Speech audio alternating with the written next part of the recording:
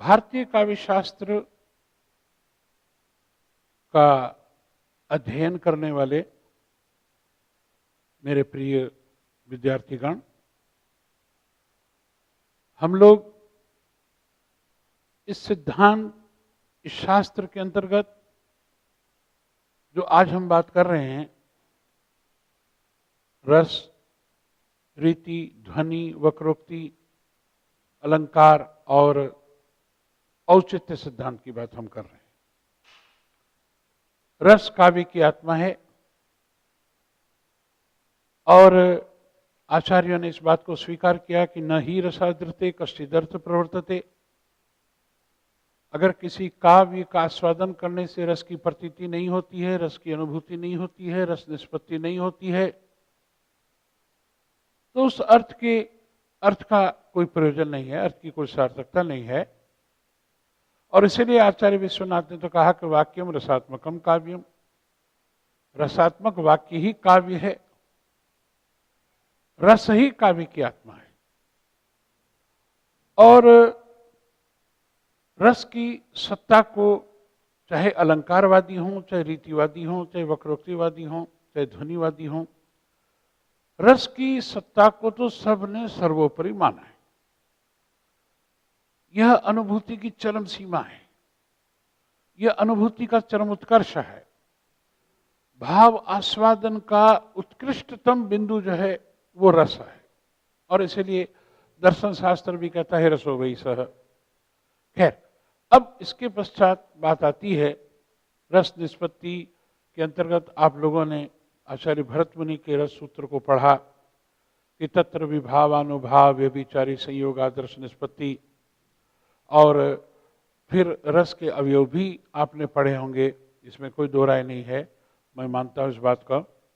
और इसके पश्चात ये भी आपने पढ़ा होगा कि भाई रस की निष्पत्ति कैसे होती है। तो आचार्य भट्टलोलट ने उत्पत्तिवाद की बात कही, शंकुक ने अनुमितिवाद की बात कही, भट्टनायक ने भुक्तिवाद की बात कही और अभिनव गुप्त ने अभिव्यक्तिवाद की बात कही। इसी श्रृंखला में एक और संप्रदाय आता है और वो आचार्य वामन द्वारा प्रवर्तित है, और वो है रीति संप्रदाय। रीति संप्रदाय, रीति शब्द जिस ऋण धातु से बना, इसका मतलब होता है मार्ग, पंथ या कार्य करने का ढंग, अंग्रेजी में जिसको स्टाइल कहते हैं, शैली भी कहते हैं। तो एक तरह से जो मार्ग है, काव्य रचना करने का मार्ग। तो जब ये कहा गया वामन ने कि भाई विशिष्ट पद रचना रीति, पहले तो कहा रीतिरात्मा काव्य से, रीति ही काव्य की आत्मा है। फिर कहा कि विशिष्ट पद रचना रीति, तो कहा विशिष्ट पद रचना, यानी सामान्य पद रचना नहीं, पद रचना की रीति कैसी, विशिष्ट। विशिष्ट कैसे हो सकती है? तो उन्होंने फिर उसकी व्याख्या की, विशेषो गुणात्मा। तो देखिए तीन चीजें हो गई। पहले चीज हुई रीतिरात्मा काव्य से, फिर हुआ विशिष्ट पद रचना रीति, और फिर हुआ विशेषो गुणात्मा। विशेषो गुणात्मा का मतलब विशेष क्या है? विशेष है गुण। कौन से गुण? जो कि काव्य को जो है विशिष्ट बनाते हैं। वे गुण क्या हैं? जो हमारे काव्य शास्त्र में गुणों की जो व्यंजना की गई है, यूं तो 10 गुणों की चर्चा की गई है, लेकिन प्रधान ओज, प्रसाद और माधुर्य, 3 गुणों की बात कही गई है। तो विशेषो गुणात्मा। इसी प्रकार से आचार्य भरत मुनि ने रीति शब्द का प्रयोग नहीं किया, उन्होंने जो है वो मार्ग का, पद्धति का उन्होंने विवेचन किया। और बाद में आचार्यों ने प्रधान रूप से 3 रीतियों की बात कही, वैदर्भी रीति, गौड़ी रीति और पांचाली रीति। मैंने आपसे पहले कहा था कि वैदर्भी रीति वो होती है जो माधुर्य गुण प्रधान होती है।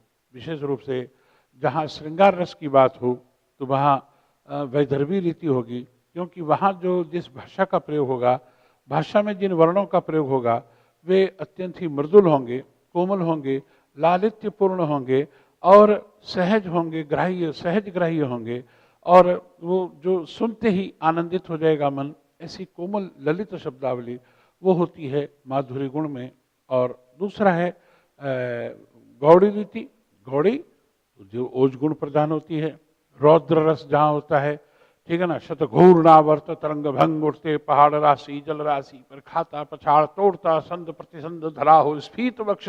अब जैसे ये जो शब्दावली है, ये शब्दावली देखिए, और दूसरी और एक और शब्दावली देखिए कि नयनों का नयनों से गोपन प्रिय संभाषण पलकों का नव पलकों पर परसमो थान पतन।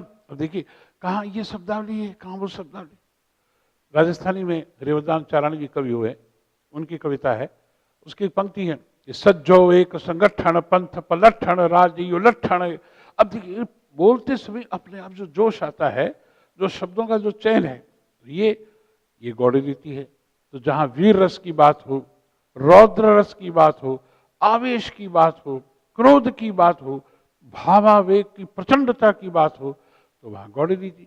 और फिर तीसरा है जिसे कहते वैदर्भी गौड़ी और पांचाली। पांचाली कैसी? पांचाली बिल्कुल वैसी कि इधर सूखी रुई में आपने जलती हुई तिली दिखाई और उधर तत्काल जो है आग भभक गई। तो जहां सीधा साधा कि जो गुरु गोविंद दोनों खड़े काके लागू पाए, गुरु गोविंद दोनों खड़े काके लागू पाए कि बलिहारी गुरु आपने गोविंद दियो बताए हैं। अब सीधी सादी सरल शब्दावली है। तो ये जो इस प्रकार का जो गुण होता है उसे कहते हैं, जो शांत रस में काम आता है उसे कहते हैं माधुर्य प्रसाद गुण, और ये पांचाली रीति का होता है। तो इस तरह से रीति की बात हुई। वामन जी ने जो मार्ग प्रवर्तित किया और उन्होंने कहा कि भाई रीति रात्मा काव्य। अब इसी श्रृंखला में एक और सिद्धांत आता है वक्रोक्ति। वक्रोक्ति जो है वाक्य भणिति भंगिमा है, कहने की वक्रता, कि जहां वक्ता के कहे गए कथन का प्रत्युत्तर श्रोता अन्यर्थ ग्रहण करके दे, से वहां वक्रोक्ति है। जैसे श्री कृष्ण राधा से मिलने के लिए जाते हैं और राधा जी से कहते हैं, आधी रात को दरवाजा खटखटा के राधा पूछती है कि आप कौन हैं? श्री कृष्ण कहते हैं मैं घनश्याम हूँ। राधा कहती है घनश्याम हो तो किसी खेत में बरसो। अब यहाँ घनश्याम का अर्थ तो श्री कृष्ण ने अपने लिए कहा, घनश्याम का सामान्य अर्थ होता है बादल, और जो राधा जी ने अर्थ ग्रहण किया बादल से किया, और इसलिए कहा कि कहीं और जाके बरसो। श्री कृष्ण कहते हैं मैं हरि, राधा हरि का अर्थ श्री कृष्ण ने ग्रहण करके, और राधा हरि का अर्थ क्या ग्रहण करती है? सिंह, तो कहा किसी गुफा में बसो। तो ये जो वक्रोक्ति आचार्य कुंतक ने इसकी स्थापना की, और वक्रोक्ति काव्य जीवितम, कुंतक ने ही कहा वक्रोक्ति ही काव्य की आत्मा है। तो काको वक्रोक्ति वगैरह इसके कई अनेक भेद हैं, तो आप इसको पढ़ेंगे। और तो वक्रोक्ति को भी काव्य की एक प्रमुख जो है वो स्थिति के रूप में स्वीकार किया गया है। और फिर इसके बाद में जैसे अलंकार। अब अलंकार शब्द का तात्पर्य क्या होता है? अलम करोति इति ही अलंकारः, जो अलंकरण करने का कार्य करे उसे अलंकार कहते हैं। अलम करोति इति ही अलंकारः। जिस प्रकार की स्वर्णाभूषणों से, स्वर्ण आभूषणों से, रत्न जड़ित आभूषणों से वनिता का दैहिक सौंदर्य द्विगुणित हो जाता है, वनिता की सुंदरता में अभिवृद्धि हो जाती है, सुंदरता बढ़ जाती है, दैहिक सुंदरता बढ़ जाती है, शरीर की सुंदरता बढ़ जाती है। ठीक इसी प्रकार से अलंकारों का प्रयोग करने से काव्य की बाह्य सुंदरता में जो है अभिवृद्धि होती है। आचार्य भामह इस अलंकार सिद्धांत के प्रवर्तक माने जाते हैं। तो जिस प्रकार आचार्य भरत मुनि रस सिद्धांत के प्रवर्तक हैं, जिस प्रकार की आचार्य वामन रीति के प्रवर्तक हैं, इसी प्रकार से जैसे आचार्य कुंतक वक्रोक्ति के प्रवर्तक हैं, वैसे ही भामह अलंकारों के प्रवर्तक हैं। तो अलंकारों के प्रवर्तक होने के कारण उन्होंने काव्य में अलंकारों की सत्ता की प्रतिष्ठा की बात कही, और उन्होंने ये कहा कि अलंकार क्या है, कि काव्य शोभा करान धर्मान अलंकारान प्रचक्षते। काव्य शोभायाम कर्तारो धर्मागुणा। दो बातें, एक तो कहा काव्य शोभा करान धर्मान अलंकारान प्रचक्षते, काव्य की शोभा बढ़ाने वाले धर्म ही अलंकार हैं। और एक कहा काव्य शोभायाम कर्तारो धर्मान गुणा, कि भाई काव्य की शोभा बढ़ाने वाले कर्ता कौन है? अलंकार है। तो अलंकारों से काव्य की सुंदरता बढ़ती है। और इसीलिए संस्कृत के आचार्य ऐसे हुए, मैं ज़्यादा इसमें विस्तार से नहीं जा करके आपको एक बात, परिचयात्मक बात कह रहा हूं। उन्होंने तो यहां तक कहा कि अलंकार रहिते विद्वेव सरस्वती। क्या कहा? अलंकार रहिते विद्वेव सरस्वती। अगर अलंकार नहीं है किसी काव्य में तो समझिए कि वो काव्य कैसा है? वो वैधव्यग्रस्त स्त्री की, विधवा की तरह है। अलंकार रहित विधवेव सरस्वती को कह दिया। इस सरस्वती भी अलंकार रहित होकर के और कैसे लगती है? वो विधवा की तरह लगती है। तो हिंदी साहित्य के इतिहास का तीसरा चरण जो है, जिसे अलंकरण काल कहा जाता है, जिसे कलाकाल कहा जाता है, जिसे श्रृंगार काल कहा जाता है, जिसे उत्तर मध्य काल कहा जाता है, और जिसे हम रीतिकाल के नाम से हम पहचानते हैं। रीतिकाल के प्रवर्तक जो कवि माने जाते हैं आचार्य केशव, जिन्हें कठिन काव्य का प्रेत कहा जाता है, और जिनकी रामचंद्रिका को छंद और अलंकारों का अजायबघर कहा जाता है, वे आचार्य केशव। वे तो कहते हैं कि भूषण बिन न विराजई, भूषण बिन न विराजई कविता वनिता मित्र। अब आभूषणों के बिना वनिता, अलंकारों के बिना कविता, और वित्त के बिना मित्रता किसी काम की नहीं होती। भूषण बिन न विराजई कविता वनिता मित्र। अलंकारों से निश्चय ही कोई दो राय नहीं कि भावों की अभिव्यक्ति में एक चारुता आती है, मंजुलता आती है, सुंदरता आती है। अभी जैसे आप देखिए, कुछ वाक्य देखिए कि भगवान श्री राम सीता जी से कह रहे हैं, सीता के सीते तुम्हारा मुख चंद्रमा के समान सुंदर है। सीता जी से भगवान श्री राम कह रहे हैं तुम्हारा मुख चंद्रमा के समान सुंदर है। फिर कहते हैं तुम्हारा मुख मानो चंद्रमा है। फिर कहते हैं तुम्हारा मुख चंद्रमा है। फिर कहते हैं तुम्हारा मुख है या चंद्रमा है। फिर कहते हैं तुम्हारा मुख नहीं चंद्रमा है। फिर कहते हैं तुम्हारा मुख चंद्रमा से सुंदर है। फिर कहते हैं चंद्रमा तुम्हारे मुख के समान सुंदर है। फिर कहते हैं ये चंद्रमा, ये मुख नहीं चंद्रमा है। फिर कहते हैं तुम्हारा मुख तो मुख ही है। मित्रों, इसमें कितने अलंकार हुए शायद आपने ध्यान नहीं दिया होगा। जब हम उपमेय में उपमान की समानता की बात करते हैं, उपमेय में उपमान की समानता की बात करते हैं, उपमेय में उपमान की समानता, तो आप समझिए उपमेय किसे कहेंगे और उपमान किसे कहेंगे। जिसको हम उपमा देते हैं उसे उपमेय कहते हैं, और जिसके द्वारा देते हैं उसको उपमान कहते हैं। तो उपमेय में उपमान की समानता, उपमेय में उपमान की समानता जहां हो तो वो कैसे होगी? अब आप इस चीज को भी नोट कर लीजिए, आपके काम आएगी चीज कि कई बार ऐसे प्रश्नों का उत्तर देना पड़ता है कि भाई इन पंक्तियों में कौन सा अलंकार है। अब आपको अलंकार की परिभाषा तो आती है, अलंकारों का ज्ञान है आपको, उनका पारिभाषिक ज्ञान है आपको, लेकिन व्यवहारिक तो नहीं है ना। तो आप पंक्तियों में से अलंकार कैसे छांटेंगे? ये भी मैं आपको एक सूत्र बताता हूं कि प्रश्न किया गया कि निम्नलिखित 4 पंक्तियों में से उपमा अलंकार कौन सा है, तो याद रखना उपमेय में उपमान की समानता। ये तो हुई एक सूत्र की व्याख्या, एक पंक्ति की। लेकिन इसके लिए चयन कैसे करोगे आप? उपमेय में उपमान की समानता कैसे बताओगे? सम सरी सो सा से सी समान, यानी 2 चीजें होगी। एक तो जिसको उपमा देते हैं, दूसरी वो होगी जिसके द्वारा उपमा दी जाती है। तो जिसको उपमा दे रहे हैं वो उपमेय, जिसके द्वारा दी जा रही है वो उपमान, और इन दोनों के बीच में जो संबंध की जो तुलना कर रहे हैं वो समता से कर रहे हैं, समानता से कर रहे हैं।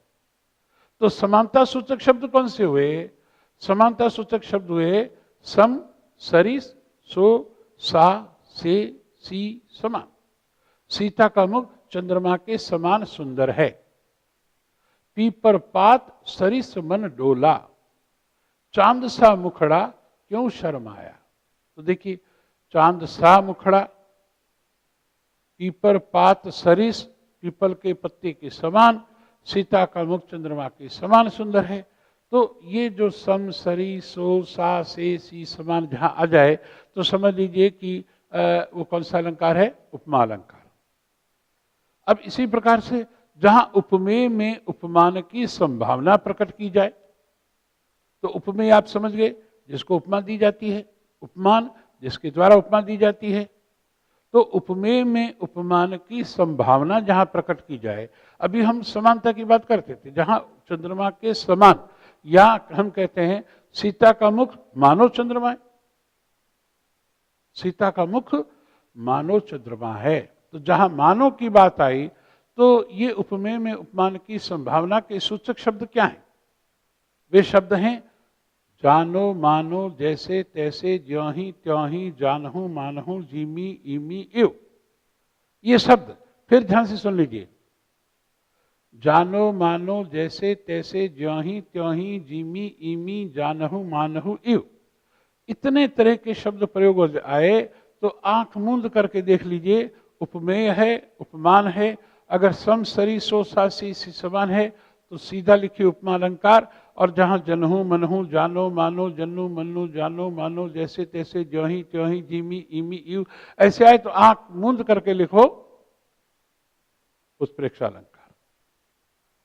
अब तीसरा है उपमेय में उपमान का अभेद आरोप।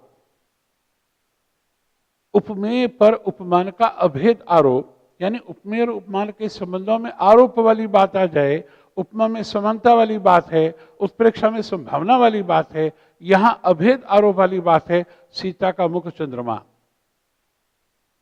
सीता का मुख चंद्रमा है, मुख चंद्र है। अब देखिए, मुख चंद्र है, मुख चंद्रमा के समान सुंदर है नहीं कहा, मुख मानो चंद्रमा है ये नहीं कहा, क्या कहा? मुख चंद्र, चरण कमल, मुख कमल, नेत्र कमल, हस्त कमल, जो ये जो इस प्रकार से, तो देखिए दोनों के बीच में न समानता सूचक है न संभावना सूचक है, दोनों के बीच में अभेद आरोप है, इसे कहते हैं रूपक अलंकार। तो कुछ ऐसे अलंकार होते हैं जहां शब्दों का चमत्कार होता है और कुछ ऐसे अलंकार होते हैं जहां अर्थ का चमत्कार होता है। अब ये जो उपमा है, उत्प्रेक्षा है, रूपक है, ये उदाहरण है, अर्थांतर न्यास है इत्यादि, ये जो अलंकार हैं, श्लेष है, ये सारे अलंकार कैसे, ये शब्द प्रधान है। लेकिन जो श्लेष, रूपक, उत्प्रेक्षा ये जो हैं ये अर्थ प्रधान है। अनुप्रास है, यमक है, ये शब्द प्रधान है। तो वहां शब्दों का चमत्कार होता है। यमक में क्या है कि जहां दो या दो से अधिक समान शब्दों का प्रयोग हो लेकिन अर्थ भिन्न भिन्न हो, दो या दो से अधिक समान शब्दों का प्रयोग हो लेकिन अर्थ भिन्न भिन्न हो, तो वहां यमक अलंकार होता है। गोस्वामी जी लिखते हैं भयहु विदेह, विदेह विशेषी, विदेह विदेह विशेषी, भयहु हो गए, विदेह कौन? जनक। भयहु विदेह, जनक जी हो गए, क्या हो गए? विदेह, देह की सुध बुद्ध से मुक्त हो गए, देह भान भूल गए, देह की चेतना की विस्मृति हो गई। तो अब यहां विदेह विदेह समान शब्द है, अर्थ दोनों के अलग अलग हैं। तो महाकवि भूषण ने यमक अलंकारों का बड़ा अच्छा प्रयोग किया शिवा बावनी में, जहां शिवाजी के प्रभाव का वे वर्णन करते हैं कि शिवाजी के कारण मुगल सेना की क्या स्थिति है कि 3 बेर खाती थी वे 3 बेर खाती है, नगन जड़ाती थी वे नगन जड़ाती है, ऊंचे घोर मंदिर में रहने वाली ऊंचे घोर मंदिर में रहती है, तो विजन डुलाती थी वे विजन डुलाती है। अब देखो ये सब जो है कि 3 बेर खाती थी वे 3 बेर खाती। अब समान शब्द हैं, अर्थ भिन्न भिन्न हैं। कैसे कि जो 3 बेर खाती थी, दिन में 3 समय खाया करती थी, वे अब केवल 3 बेर खा करके पेट का अपना पेट भर के गुजारा करती है। और नगन जड़ाती थी वे नगन जड़ाती है, जो नगन नगीनों से जड़ी हुई रहती थी, आपाद मस्तक, रत्नों की आभा से लकदक रहती थी, उनकी आज स्थिति क्या हो गई है? निर्वस्त्र हो गई है। और ऊंचे घोर मंदिर में रहने वाली, अभ्र स्पर्शी अट्टालिकाओं में, महलों में निवास करने वाली वे मुगलों की जो बेगमें अब ऊंचे घोर मंदिर गुफा में रहती है। एक मंदिर महल है, दूसरा मंदिर गुफा है। और विजन डुलाती थी, वे विजन डुलाती है। जो बैठती थी तो पीछे दास दासियां जो है पंखा से हवा क्या करती थी, अब वे अपने हाथ से आंचल से हवा खा रही है। तो कहने का मतलब ये हुआ, यमक अलंकार, ये मैं कुछ अलंकारों की बात थोड़ी सी आपको बता रहा हूं, तो क्योंकि अलंकार सिद्धांत में अगर अलंकार नहीं समझेंगे तो बात थोड़ी अधूरी रह जाएगी। तो अलंकार, अब इसी प्रकार से अनुप्रास अलंकार देखिए। अनुप्रास अलंकार, जहां शब्दों के प्रारंभिक वर्ण में समानता होती है, शब्दों के प्रारंभिक वर्ण में जहां समानता होती है, तो जहां दो या दो से अधिक शब्दों के प्रारंभिक वर्ण में समानता हो तो वह तो हो गया अनुप्रास अलंकार। और जहां दो से अधिक शब्दों के प्रारंभिक वर्ण में समानता होती है वो वृत्त्यनुप्रास। और जहां दो शब्दों के प्रारंभिक वर्ण में समानता होती है वो लाटानुप्रास। और जहां शब्दों की समान आवृत्ति तो होती है, वाक्यांश की आवृत्ति होती है, लेकिन अर्थ अनन्वय करने से स्पष्ट होता है, अर्थ अनन्वय करने से स्पष्ट होता है, तो वहां पर लाटानुप्रास होता है। कैसे? कि जैसे पूत कपूत, पूत कपूत क्यों धन संचय, और पूत सपूत क्यों धन संचय। अब क्यों धन संचय समान है, केवल कपूत और सुपूत का, सपूत का अंतर है। अगर कपूत है तो भाई क्यों धन संचय, जितना धन संचय कर रहे हो वैसे ही उड़ा देगा। और सपूत है तो धन संचय करने की आवश्यकता नहीं है, वो अपने सद्गुणों से, अपने श्रेष्ठ आचरण से, अपनी प्रतिभा से, अपनी बुद्धिमानी से, अपने विवेक से अपने आप धन अर्जित कर लेगा। तो रोको मत जाने दो, दो वाक्य, रोको मत जाने दो, रोको मत जाने दो। लेकिन अगर आपने अनन्वय किया, रोको मत जाने दो, स्टॉप, उसको जाने मत दो, और रोको मत, don't stop, let him go, जाने दो। तो ये लाटानुप्रास अलंकार हुआ। इसी प्रकार से यमक का मैंने आपसे बताया। अब श्लेष अलंकार, अब श्लेष अलंकार में क्या है कि शब्द एक है, अर्थ अनेक है। शब्द एक है, अर्थ अनेक है। एक ही शब्द के अनेक अर्थ निकले। बड़ा कॉमन उदाहरण है, बड़ा सामान्य, आप लोगों ने शुरू से पढ़ा होगा, रही मन पानी राखे बिन पानी सब सून, पानी गए न उबरे मोती मानस चून। अब ये बहुत जो है यूनिवर्सल उदाहरण हो गया हिंदी साहित्य के पढ़ने वालों के लिए। जब मैं पढ़ता था 9th क्लास में, तब भी जो है श्लेष अलंकार का यही उदाहरण हम रटा करते थे। और जब हमने पढ़ा तो हमको भी यही पढ़ाया गया, और हमने अपने विद्यार्थियों को पढ़ाया, पहली पीढ़ी, दूसरी पीढ़ी, तीसरी पीढ़ी के लोगों को, तब भी यही उदाहरण। ये जो है बड़ा चिरंजीवी अखंड सौभाग्यवती वाला उदाहरण है, अखंड सौभाग्य वाला है। तो रही मन पानी राखे बिन पानी सब सून, पानी गए न उबरे मोती मानस चून। तो पानी का 3 अर्थ हो गए, मोती के अर्थ में हो गए उसकी आब, उसकी दीप्ति, उसकी चमक, और मानुस, मानुस के अर्थ में हो गई उसकी इज्जत, उसकी प्रतिष्ठा। और चून, यानी चून के 2 अर्थ हो गए। चूने के अर्थ में लें, चाहे चून चोकर आटे के अर्थ में लें, तो जल के बिगड़ चूना काम का नहीं, जल के बिना आटा भी काम का नहीं। अब इसी तरह से संदेह अलंकार, जहां कि सत्य वस्तु का निर्णय करने में हमारे मन में संशय हो जाए, रस्सी है या सर्प, रज्जु है या सांप, मुख है या चंद्रमा, नारी बिच सारी है कि सारी बिच नारी है, कि नारी ही की सारी है, कि सारी ही की नारी है। ये भी बड़ा अखंड उदाहरण है और चिरकाल से चला आ रहा है। तो साड़ी बिच नारी है कि नारी बिच सारी के, अथवा या, इस प्रकार के शब्दों का जहां प्रयोग होता है तो वहां संदेह अलंकार है। लेकिन जहां भ्रम से साम्य भाव के कारण हम किसी एक वस्तु पर दूसरी वस्तु का भ्रम से आरोपण कर देते हैं तो भ्रांतिमान हो गया। संदेह में तो अनिश्चय की स्थिति होती है, संदेह में संशय की स्थिति होती है। वही मुख है या चंद्रमा है, राम है कि श्याम है, वहां डाउट है। और यहां हम भ्रांति से निश्चय कर लेते हैं यह रस्सी सांप ही है। जैसे मैथिलेशन गुप्त जी ने लिखा, उर्मिला बैठी हुई है, प्रभात काल का समय है, उगते हुए सूर्य की किरण आ रही है, वह उसके होठों पर पड़ रही है, होठों की सहज लालिमा का प्रतिबिंब उसके नाक के उज्जवल सफेद मोती पर पड़ रहा है। मोती तो सफेद है, उस पर आभा जो है वो लाल लाल आ रही है। इसका मतलब क्या हुआ कि भीतर से सफेद ऊपर से लाल, ऐसा बीज दाड़िम का होता है, अनार का, आपने देखा होगा।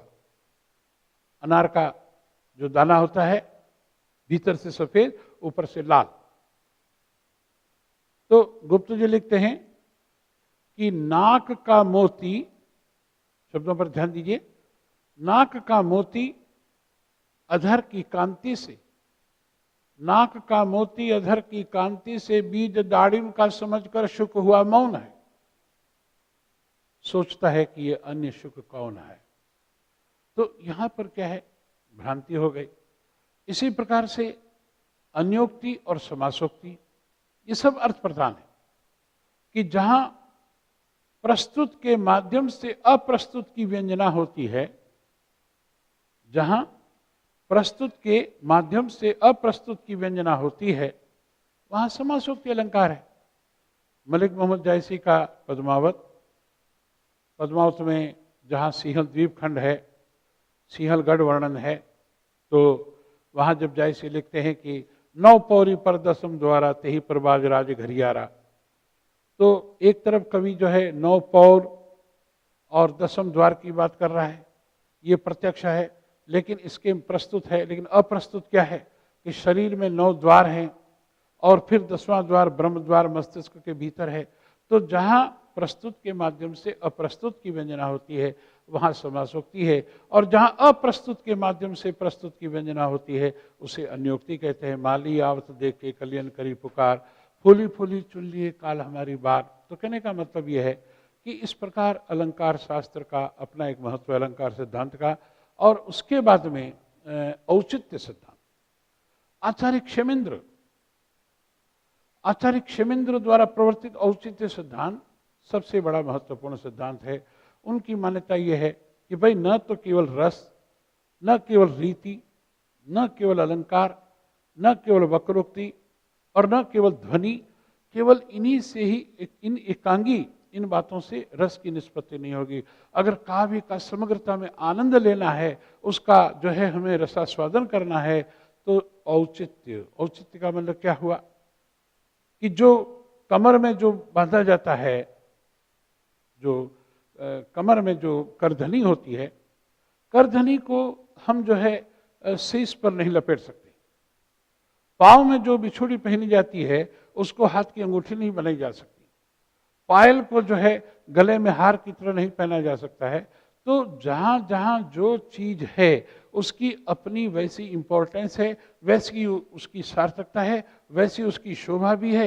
एतदर्थ काव्य में आचार्य क्षेमेंद्र जी कहते हैं रसौचित्य, ध्वनिऔचित्य, अलंकारोचित्य और रीत्योचित्य, इन सारे औचित्यों का समन्वय होना चाहिए। जहां इन सब का औचित्यपूर्ण समन्वय होगा तभी जो है वो काव्य अपने आप में पूर्ण बनेगा। तो हमने ये रस, रीति, ध्वनि, अलंकार, वक्रोक्ति और औचित्य सिद्धांत की हमने बात की, और आगे हम और कुछ और बिंदुओं पर बात करेंगे।